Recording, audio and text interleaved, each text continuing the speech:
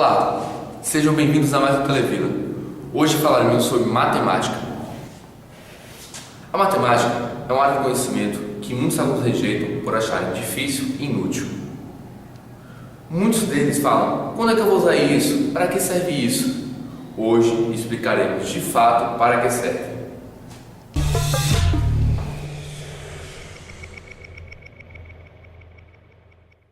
A trigonometria é um dos assuntos onde os alunos mais se questionam sobre o seu uso. Vamos ver agora a aplicação de trigonometria no nosso cotidiano.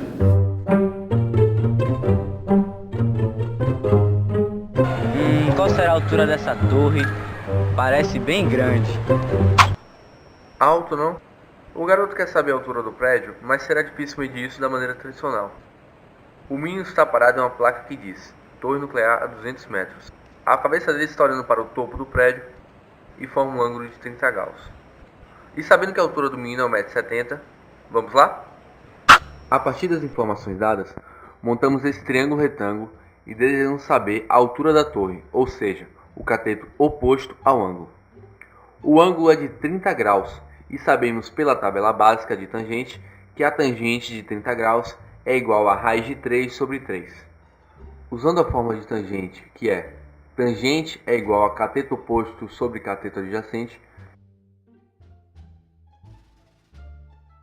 chegamos à conclusão que 3 vezes cateto oposto é igual a 200 raiz de 3. Passando 3 dividindo, temos que cateto oposto é igual a 66,7 vezes raiz de 3. Considerando que raiz de 3 é aproximadamente igual a 1,73, faremos 66,7 vezes 1,73. E como a altura do garoto é 1,70 m, somamos ao resultado. E assim achamos que a altura da torre é 117,1 metros.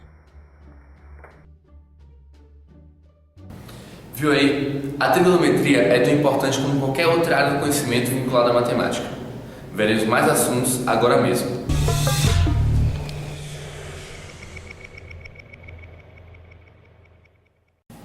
Agora que tal conhecer um pouco sobre as probabilidades? Esse assunto nós utilizamos muito no nosso dia a dia e nem nos damos conta. Veremos agora como usá-los corretamente.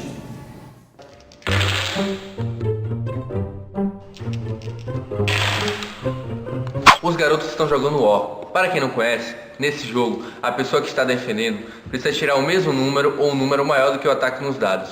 Isso que acabou de acontecer foi uma coisa muito rara. Vamos ver qual a possibilidade de 2 pares de dados não viciados serem jogados um após o outro e em ambos os casos ocorrer esse mesmo resultado? Vamos lá resolver? Primeiramente são jogados 3 dados e todos os 3 têm 6 como resultado. Depois são jogados mais 3 dados e o resultado é o mesmo. A probabilidade desse primeiro dado é 1/6, pois é a probabilidade de cair um número, que nesse caso é o 6, em um espaço que contém 6 números, correto? Porém, perceba que essa mesma probabilidade é aplicada em todos os outros dados. Conseguem notar? Portanto, a probabilidade de cair cada resultado 6 separadamente é de 1/6. Como temos 6 dados e cada um tem a probabilidade de cair o número 6 de 1/6, e esse valor equivale a 16,66667%, quando lançamos outro dado, será 1/6 dentro desse valor e assim sucessivamente. Então, para cada grupo de dados, multiplicaremos 1/6 vezes 1/6 vezes 1/6 entre si. A probabilidade para cada grupo é de 1 sobre 216. Então faremos 1 sobre 216 vezes 1 sobre 216 para encontrar o resultado final, que foi 1 sobre 46.656, que é aproximadamente 0,00002%.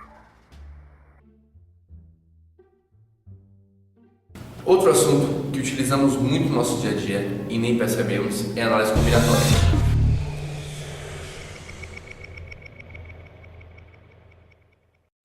Veremos agora uma situação em que ela é utilizada no nosso cotidiano.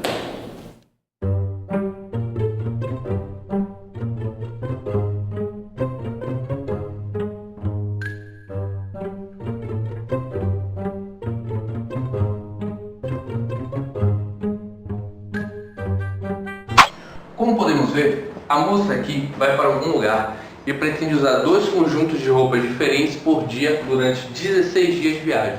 Vamos ver se ela consegue descobrir quantas combinações diferentes poderá usar na viagem, levando 4 peças de cima, 4 peças de baixo e 2 calçados?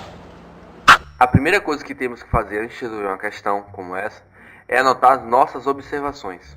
1. A moça passará 16 dias viajando. 2. Ela pretende usar 2 combinações diferentes por dia.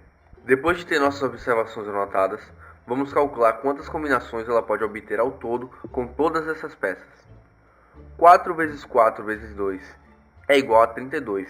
Então, ela terá 32 combinações diferentes que serão distribuídas em 16 dias. Logo, 32 dividido por 16 é igual a 2 combinações por dia. Exatamente o que ela pretende fazer. Muitas pessoas não sabem, mas análise combinatória e probabilidade estão interligados.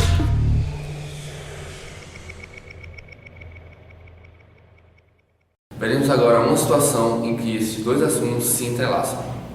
Deixa-me ver.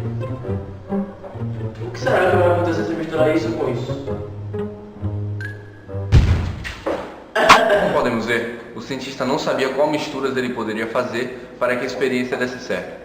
Apenas sabia que existiam 2 substâncias que, se misturadas, explodiriam. Então ele tentou a sorte. Vamos ver quantas combinações existiam para que explodisse e qual era a chance disso acontecer? Sabemos que ele dispõe de 5 becquerels, cada um com uma substância diferente. Existiam 2 substâncias que, se misturadas, causariam explosão, ou seja, substância A e substância B. Porém, misturar a substância A com a substância B é a mesma coisa do que misturar a substância B com a substância A, concordam? Então, a combinação para que explodisse era de 2 misturas. Pronto, resolvemos metade da questão. Agora iremos descobrir qual era a probabilidade disso acontecer. O nosso espaço amostral é a quantidade de combinações possíveis que o cientista poderia fazer, ou seja, 5 vezes 4, que é igual a 20. Então, a probabilidade de ocorrer a explosão era de 2 sobre 20, que é igual a 1 sobre 10, que é igual a 10%. Tenho certeza que você de casa já passou por alguma das situações e não conseguiu encará-la, certo? Aposto que depois dessa aula, tudo poderá ficar mais fácil. Bom pessoal, infelizmente o nosso Televila de hoje está chegando ao fim. Se você gostou da nossa teleaula, acompanhe o nosso site para obter exercícios exclusivos. Um abraço e até semana que vem.